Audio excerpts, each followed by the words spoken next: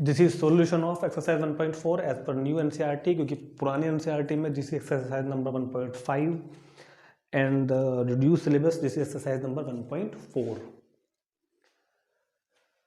इससे पहले हमने इस वीडियो में इस टॉपिक के ऊपर जो इंट्रोडक्शन वीडियो बनाई है और जो हमने इसके एग्जांपल्स कराए हैं आपको वो जरूर देख लेंगे पहले एक बार, क्योंकि तभी समझ में आएगा ठीक से यहाँ पे क्या है, क्योंकि मैंने काफ़ी कुछ समझा दिया है। यहाँ पे मैं अब केवल आपको डायरेक्ट फॉर्मूले वगैरह लगाना अप्लाई करना बताऊंगा, ठीक है ना। तो classify the following numbers as irrational और इरेशनल। तो क्वेश्चन नंबर 1 पढ़ते हैं। Classify the following number as rational और इरेशनल। इन नंबर्स को बताना है कि रेशनल है या इरेशनल है, ठीक। तो रेशनल कौन सा होता है? जो पी अपॉन क्यू की फॉर्म में हो, वेयर पी और क्यू आर इंटीजर्स। पी और क्यू क्या होंगे यहाँ पर? Integers. Q is not equal to 0।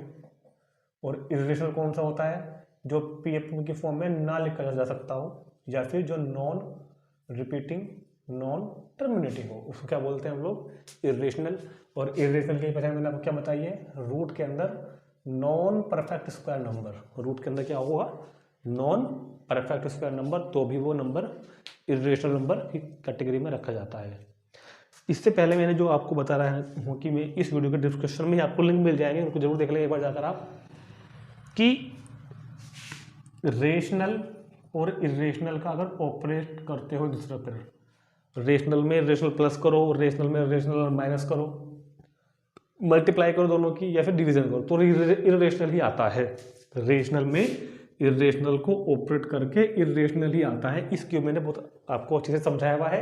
इसी वीडियो के डिस्क्रिप्शन में जाओ, लिंक पर क्लिक करो, पहले उस टॉपिक को बहुत अच्छे से एक बार समझ के वहाँ पे ध्यान से आओ, ताकि आप इन क्वेश्चन को बहुत अच्छी तरह समझ सकें, ठीक। क्योंकि साफ दिखाई दे रहा है कि this is irrational number, this is irrational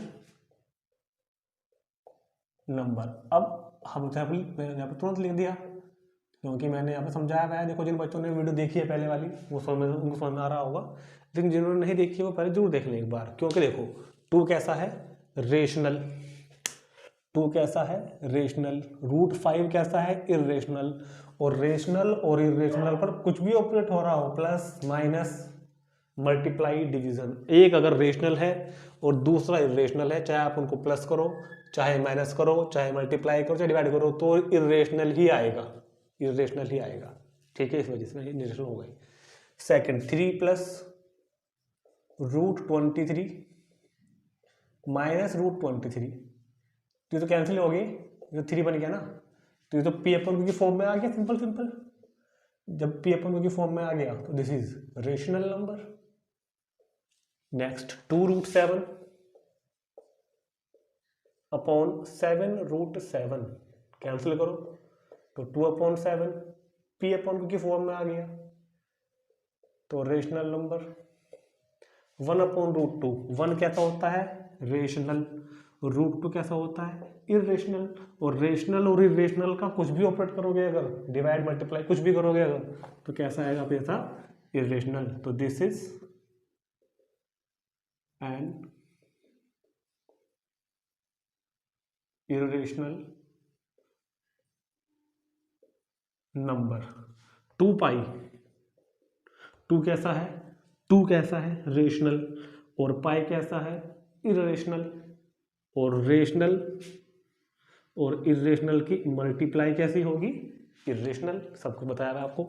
तो दिस इज एन इरेशनल। आप रीजन में ये बात लिख सकते हैं, because this is the product of A irrational and an irrational number, so it is a irrational number. आप यहाँ भी लिख सकते हैं। मैंने जो पहले वाले एग्जांपल्स कराए थे उसमें लिखवाया भी था आपको कि this is a difference of a rational and irrational number, so it is a irrational number. तो this is an irrational, this is an irrational number, ठीक है। नोट करेंगे इसको तुरंत और फिर से देखते हैं question number 2।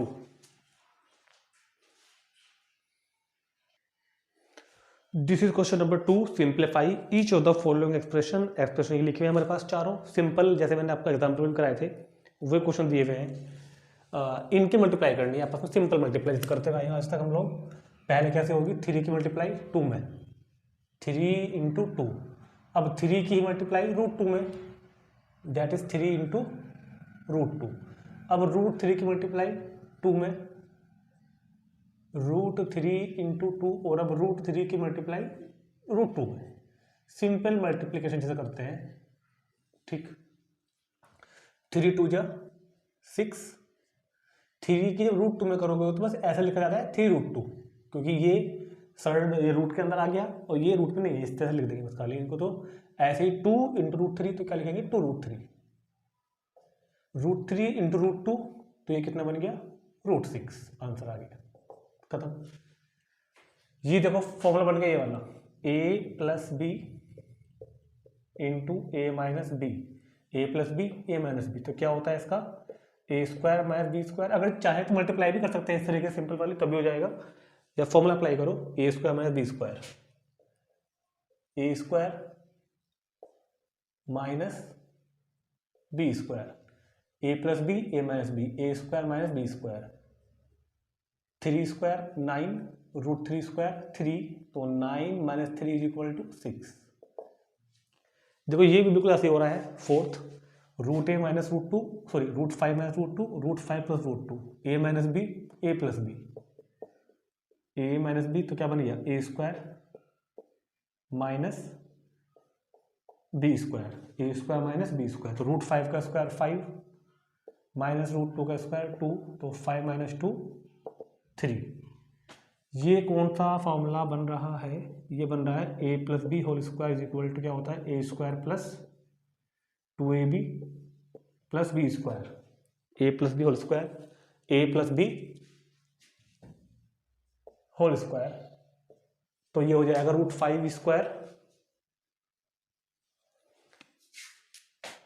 √5 square plus 2ab 2ab और प्लस बी स्क्वायर। ये फॉर्मूला लगाया हम यहाँ पर, A square plus 2ab plus B square, A square plus 2ab plus B square.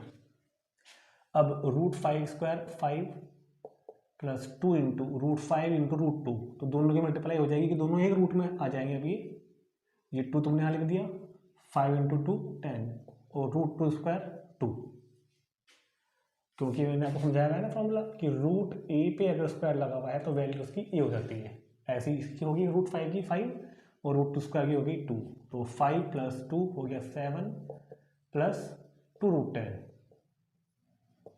ठीक। नोट कर लेंगे इसको। और अभी देखते हैं इसके बाद क्वेश्चन नंबर 3।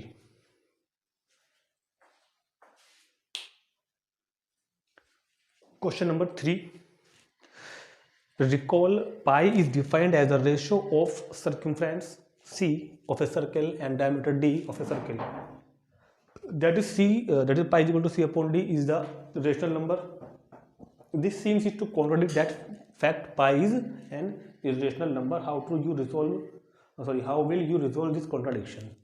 तो पहले तो आप ना ये क्वेश्चन ही समझ लो कि ये क्वेश्चन में क्या लिखा हुआ है, क्या ये कह रहा है, उसके बाद इसका सॉल्यूशन समझेंगे। क्वेश्चन में करना कुछ नहीं है, आंसर मैंने यहाँ लिख दिया है और मैंने भी कुछ क्या लिखा है जो एनसीईआरटी में बुक में पीछे दिया है मैंने यहाँ पर लिख दिया है। मैं चाहता तो यहाँ पर लैंग्वेज बना के कुछ और भी लिख सकता था, लेकिन ये भी बहुत बढ़िया लैंग्वेज लिखी हुई है, एनसीईआरटी में भी अच्छा लिखा हुआ है, तो क्यों चेंज करा इसको, कुछ और बनाकर लिखूँगा। बात वही होगी कि मैं लिखाऊंगा आपको सेंस उसकी भी वही रहेगी, सेंस इसकी भी यही रहेगी, तो हमने बुक वाला यहाँ पर लिख दिया है। बात है समझने की कि क्या कह रहा है। क्वेश्चन में कुछ नहीं है, बिल्कुल भी नहीं है, लेकिन क्वेश्चन समझने का है। और मैंने अक्सर ये देखा कि क्या होता है, कई बार तो क्वेश्चन को ये क्वेश्चन स्कूल में कहता हूँ कहीं भी ज़्यादातर छुड़वा दिया जाता है, और जो टीचर कराते हैं कभी कभी कुछ बच्चों को ये थोड़ा सा बेकार सा लगता है, बच्चे खुद भी छोड़ देते हैं इसको, सोचते हैं क्या करेंगे, आएगा तो है नहीं, क्योंकि आता भी नहीं है। लेकिन क्वेश्चन में वाकई में कुछ समझने की बात है, इसलिए बुक में दिया हुआ है। आपने देखा होगा बुक का सिलेबस रिड्यूस हो रहा है हर साल, कभी कुछ कम हो गया, कभी कुछ रिड्यूस कर दिया, लेकिन ये क्वेश्चन नहीं रिड्यूस हो रहा है। इस क्वेश्चन के ना रिड्यूस होने का यही कारण है कि इसमें कुछ सीखने के लिए है। समझते हैं क्या लिखा है, क्या कह रहा है। ये कह रहा है कि आपने पढ़ा होगा कभी 7th क्लास में, जो पाई होता है ना, पाई किसी सर्किल के circumference, C stands for circumference and D stands for diameter. Pi जो होता है वो सर्किल के सर्कमफ्रेंस एंड डायमीटर का रेशियो होता है। ये क्या क्वेश्चन क्या कह रहा है पहले बताता हूँ, क्वेश्चन क्या कह रहा है। पाई जो होता है वो सर्किल के सर्कमफ्रेंस और डायमीटर का रेशियो होता है, ये हमने पढ़ा है 7th 8th में। और मुझे पता है कि 7th 8th में आप लोग बच्चों ने ये नहीं भी पढ़ा होगा, भूल गए होंगे या फिर। तो अब याद रखना, पाई जो किसी भी सर्किल की सर्कमफ्रेंस और डायमीटर का रेशियो होता है, हमेशा याद रखना। पाई क्या होता है? सर्किल के सर्कमफ्रेंस और डायमीटर का रेशो। तो इस हिसाब से अगर मैं इस चीज़ को देखूं, तो ये जो बॉक्स मैंने बनाया है ये वाला C/D, तो ये तो P/P की फॉर्म में हो गया ना, तो ये तो रेशनल हो जाएगा फिर तो। जबकि पाई को हम कैसे कहते हुए आ रहे हैं पहले दिन से ही, 1.1 से जब मैंने शुरू की थी हम 1.1 से ही पाई को इरेशनल कहते हुए आ रहे हैं। लेकिन जब हम पाई का फॉर्मूला ये यूज करेंगे सर्कमफ्रेंस अपॉन डायमीटर, तो सर्कमफ्रेंस भी आपने पढ़ा हुआ एक नंबर होता है, सर्कमफ्रेंस फाइंड कर दो सर्कल की, तो 3 सेंटीमीटर 2.8 सेंटीमीटर, और डायमीटर भी कभी भी आपने क्वेश्चन किया हो तो सर्कल की सर्कमफ्रेंस या सर्कल की डायमीटर कभी ये आई है क्या फॉर एग्जाम्पल बता रहा हूँ 2.3579 non repeating non terminating kilo, हमने सर्कल की सर्कमफ्रेंस फाइंड कर दी और ये आ गई नॉन टर्मिनेटिंग नॉन रिपीटिंग, नहीं आई ना, एक फिक्स वैल्यू आई होगी आपकी, चाहे वो 8.4 आई हो चाहे वो 9 आई हो।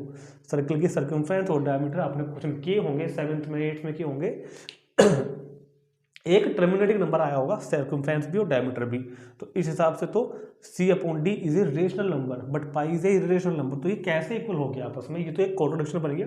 इस बात को वो कह रहा है कि pi is defined as the ratio of circumference and diameter का रेशो है। दिस सीम्स, ये जो बात है ये कॉन्ट्रडिक्ट करती है इस बात को कि पाई इरेशनल है। कॉन्ट्रडिक्ट क्यों कर रहे हैं? क्योंकि C/D तो रेशनल बन गया फिर तो, और पाई को हम कहते आ रहे हैं बहुत दिनों से इरेशनल, और C/D की पॉइंट ऑफ व्यू देखें तो रेशनल। तो how to resolve this problem, ये कह रहा है कि इस सिचुएशन को आप किस तरह रिजोल्व करोगे। तो सुनो, इस सिचुएशन को हम इस तरह रिजोल्व करेंगे कि पाई तो भैया देखो इरेशनल ही है, पाई तो इरेशनल ही है। अब यहाँ आ जाओ जरा सा, हम कह रहे हैं कि पाई C/D का रेशो है, सर्कमफ्रेंस और डायमीटर का रेशो है। अब एक बार बताना, C क्या है यहाँ पे भाई? जो P/Q की फॉर्म होती है उसमें P क्या होता है? इंटीजर, Q भी क्या होता है? इंटीजर। मतलब C कैसा होना चाहिए? टर्मिनेटिंग नंबर कोई ना कोई, ठीक, इंटीजर होना चाहिए, और D भी कैसा होना चाहिए? इंटीजर। तभी तो ये चीज़ को आप P/Q कहोगे, तभी तो आप इस इतने को रेशनल कहोगे। कब? जब C भी इंटीजर हो D भी इंटीजर हो, क्योंकि जब C/D को हम लोग रेशनल बोलेंगे मतलब ये P/Q की फॉर्म में होगा, मतलब P भी इंटीजर होगा और Q भी इंटीजर होगा, ठीक। अब आप याद करो, जब भी कभी आपने सर्कमफ्रेंस फाइंड किया होगा या डायमीटर फाइंड किया होगा तो आपने वो फाइंड किया था या वहाँ पर नापा था, मेजरमेंट की थी उसकी, आपने फाइंड किया था, कैलकुलेशन पर्पज तो निकल गया, कुछ ना कुछ हमारा आ गया होगा। मान लो कि 8/3 आ गया, ठीक, 8 आ गया, 8 क्या आ गया हमारा? सर्कमफ्रेंस मान ले मैंने एग्जाम्पल ऐसे ही, और 70 मेरा क्या आ गया? डायमीटर आ गया सर्किल का। इस सर्किल का किसी सर्किल का डायमीटर कितना है? मान लो 17 है, और सर्कमफ्रेंस कितना है? मान लो 8 है। तो हमेशा याद रखना ये एक्यूरेट वैल्यूज नहीं है। किसी भी सर्किल का सर्कमफ्रेंस, किसी भी सर्किल का डायमीटर अगर 8 है या फिर 17 है तो ये एक्यूरेट नहीं है, हमेशा ये अप्रोक्सीमेट वैल्यूज होती है। जैसे कि अब आप इस क्वेश्चन को छोड़ो और एक बात समझो, हम कहते हैं कि मार्कर कितनी लेंथ का है, मान लीजिए पेन कितनी लेंथ का है, और हमने फिट उठा कर लाए, स्केल उठा कर लाए, या फिर कोई भी डिवाइस उठा कर लाए, इसको मैंने मेजर किया और मान लो कि 6 इंच का आया। कितने इंच का आया? मान लीजिएगा 6 इंच का। तो मैं पूछता हूँ कि क्या ये एक्यूरेट 6 इंच ही है? क्या ये एक्यूरेट 6 इंच का ही है क्या? ये 6 इंच से कुछ पॉइंट समथिंग मिलीमीटर कम ज़्यादा नहीं है क्या? मिलीमीटर से छोटी लेंथ होती है माइक्रोमीटर होती है, नैनोमीटर होती है, एंगस्ट्रॉम होती है, फिजिक्स में पढ़ा होगा आपने।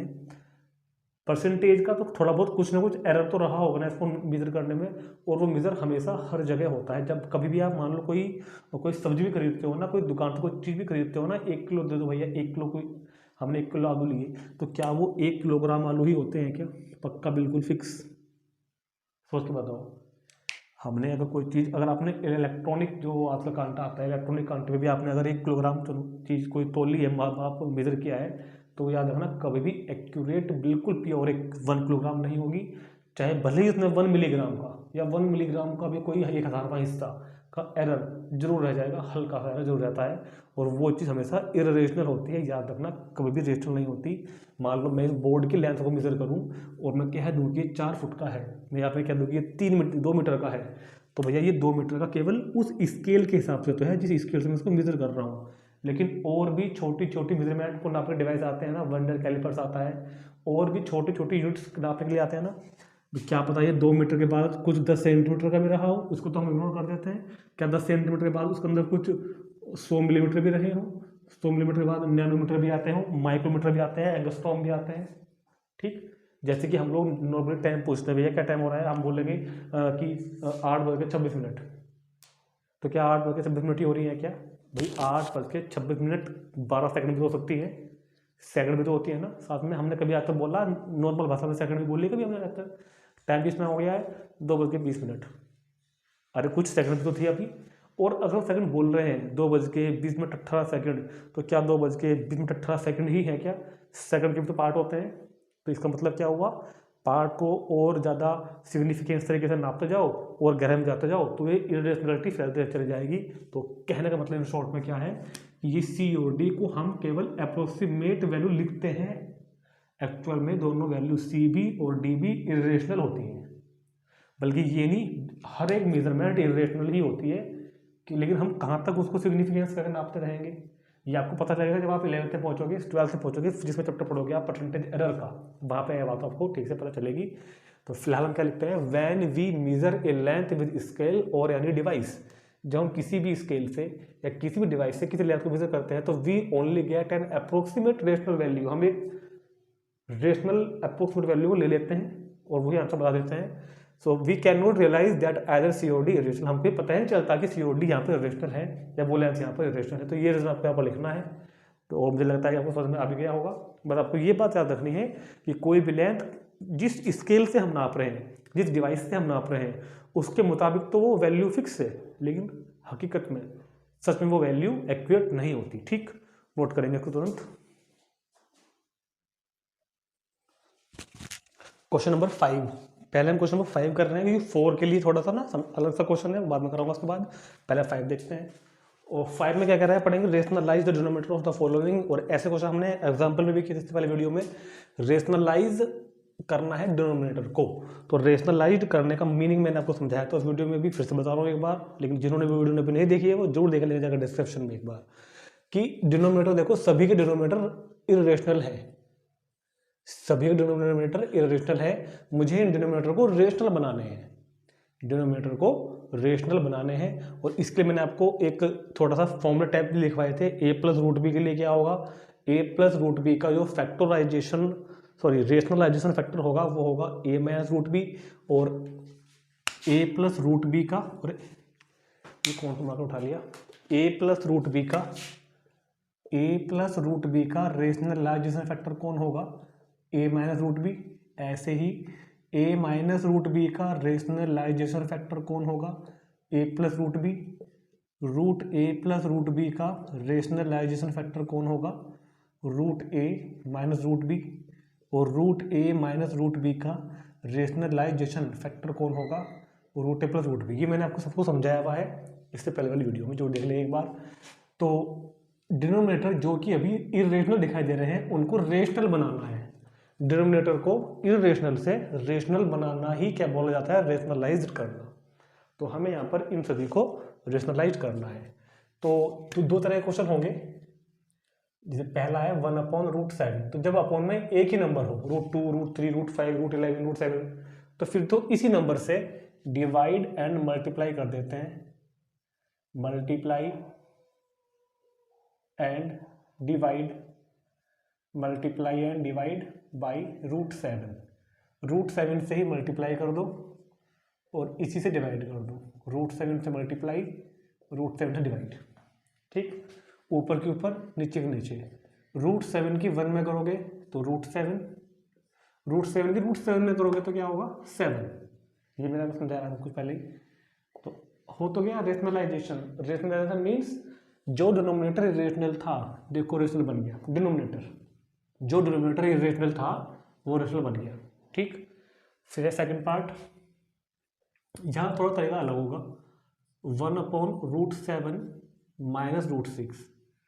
तो इसका ये बन गया ना, इसका रेशनलाइजेशन फैक्टर होता है ये वाला, साइन चेंज करके। तो multiply and multiply and divide by √7 plus √6, इस बस साइन चेंज करेंगे बीच का और ले लेंगे, इसी से मल्टीप्लाई करना है, इसी से डिवाइड करना है। तो 1/√7 minus √6 multiply by √7 plus √6 upon √7 plus √6, इसी से मल्टीप्लाई इसी से डिवाइड। ठीक, ऊपर के ऊपर करेंगे, मतलब 1 की किस में होगी, 1 की मल्टीप्लाई √7 प्लस √6 में, और जब यहाँ पर करेंगे a minus B A plus B, देखो फॉर्मूला बन रहा है, formula a minus B A plus B, तो ये फॉर्मूला बन गया a² माइनस b²। जब 1 से मल्टीप्लाई किया तो √7 प्लस √6 अपॉन √7 का स्क्वायर 7 माइनस √6 का स्क्वायर 6। ठीक है, तो √7 प्लस √6 अपॉन 1। तो देखो इसका डिनोमिनेटर जो पहले इरेशनल था अब रेशनल बन गया है डिनोमिनेटर, और अपॉन में 1 को लिखना ही नहीं है, तो ये इसका लिखना ही नहीं है, तो ये इसका क्वेश्चन का आंसर आ गया है। नोट कर लेंगे इसको तुरंत।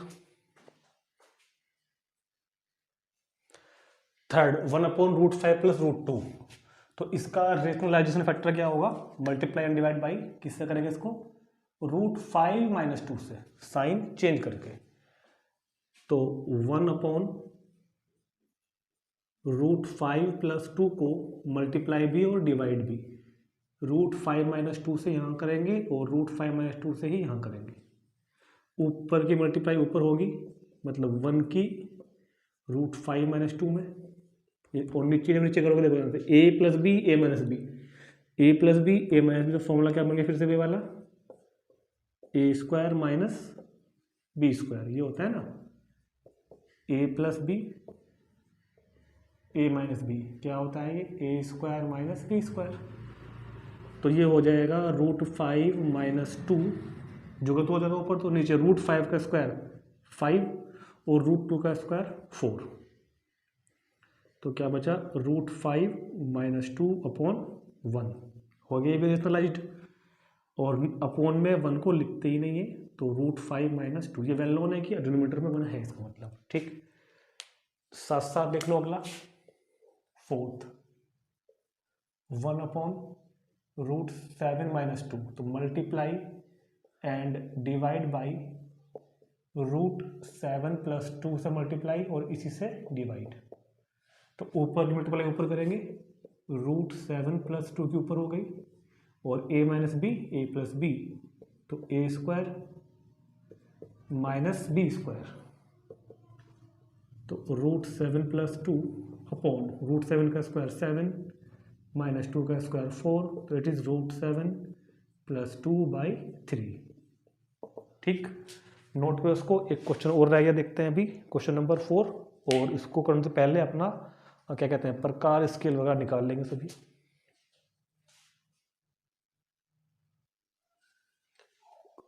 क्वेश्चन नंबर 4, और इस क्वेश्चन नंबर 4 के लिए ना पहले अपना कंपास पेंसिल और स्केल वगैरह निकाल लेंगे। तो कह रहा है कि draw locate the root 9.3 on the number line. तो पहले ना यहाँ पर एक नंबर लाइन बना लो अपने स्केल में, मान लीजिए 0 हो गया, इधर 1 2 3 4, इसको बना एक तरफ छोड़ दो, इसकी जो जरूरत हो थोड़ी देर बाद पड़ेगी। अभी यहाँ पे हो, और जो ये स्टेप लिखे उनको फॉलो करेंगे हम लोग। Draw AB is equal to 9.3, इसने कहा है स्क्वायर रूट ऑफ 9.3, हम 9.3 को ड्रॉ करते हैं पहले इससे अलग, तो बिल्कुल एक्यूरेट अपना मेजरमेंट ले लेंगे स्केल में। और एक लोहे का जो बड़ा स्केल होता है, क्योंकि फीट जो आपकी होती है वो 6 की होती है, 6 इंच की होती है ना, उसमें पता नहीं 9.3 होगा या नहीं, अगर है तो ठीक है, तो अपना बड़े स्केल से 9.3 सेंटीमीटर का आप इसमें स्केल ले लेंगे। वैसे होता है स्केल में भी, फिट भी होता है छोटे वाली में 9.3, ये कितना हो गया यहाँ से यहाँ तक, ये मान लो यहाँ से यहाँ तक 9.3 का है। ठीक, ड्रॉ AB इज 9.3, तो ड्रॉ AB इज 9.3 सेंटीमीटर, पहले कितनी है ये 9.3 की है। और अब produce AB to C such that BC is equal to 1। अब इसको यहाँ से ना 1 सेंटीमीटर और एक्सटेंड करनी है, 1 सेंटीमीटर सिर्फ 1। पहले यहाँ से यहाँ तक कितना रखा हमने, ये 9.3 तक का है, और 1 का हमने एक्सटेंड कर दिया आगे। ये इसका प्रोसीजर करने का स्टेप याद रखना ये वाला। अब draw a perpendicular bisector, perpendicular bisector करते हो ना आप, किसी लाइन को जब परपेंडिकुलर बाइसेक्ट करते हैं तो उस लाइन में यहाँ पर प्रकार रखते हैं और आधे से ज़्यादा मेजरमेंट लेकर दो आर्क लगाएंगे ऐसे। अब उसी मेजरमेंट का यहाँ पर लगाएंगे और ऐसा कर देंगे, तो इसको बोलते हैं परपेंडिकुलर बाइसेक्टर। तो परपेंडिकुलर बाइसेक्टर ड्रॉ करना है आपको इस लाइन का, AC का परपेंडिकुलर बाइसेक्टर ड्रॉ करना है। कैसे होगा सुनो, draw a perpendicular bisector of AC, ए पे रखो कंपास और यहाँ रख के आधे से ज़्यादा दूरी भर लो, हाफ से ज़्यादा दूरी भर डिस्टेंस भर के इस तरह से मान लो आपका दो आग लगेंगी। अब C पे रखो, C पे रख के फिर लगाओगे इस तरीके से और ये आपका क्या होगा, ये इसका परपेंडिकुलर बाइसेक्टर ड्रॉ हो जाएगा। ठीक, और जो draw a perpendicular bisector of AC which intersect AC at O, ये यहाँ पर कहाँ पर कट करेगा, इसको O पर कट करेगा। ठीक, टेकिंग O एज सेंटर, अब O को सेंटर रखो एंड OA रेडियस पर का O पे, A पे रखो पेंसिल और एक ड्रॉ ए सेमी सर्किल, एक सेमी सर्कल ड्रॉ कर दो, semi circle.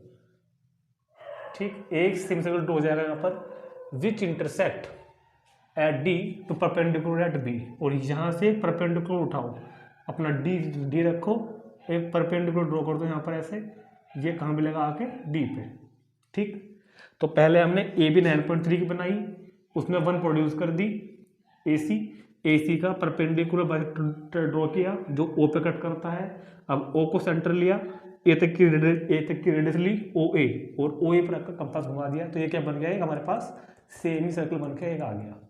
Intersect at D perpendicular at B, taking length BD, अब जो BD लेंथ ले लो अपने पास, आप BD लेंथ को फिल कर लो, यहाँ प्रकार रखो, यहाँ पेंसिल रखो, BD लेंथ को भर लो ऐसे, प्रकार कहाँ पे, B पे और D पे पेंसिल, और BD लेंथ को फिल कर लो अपने प्रकार पेंसिल में।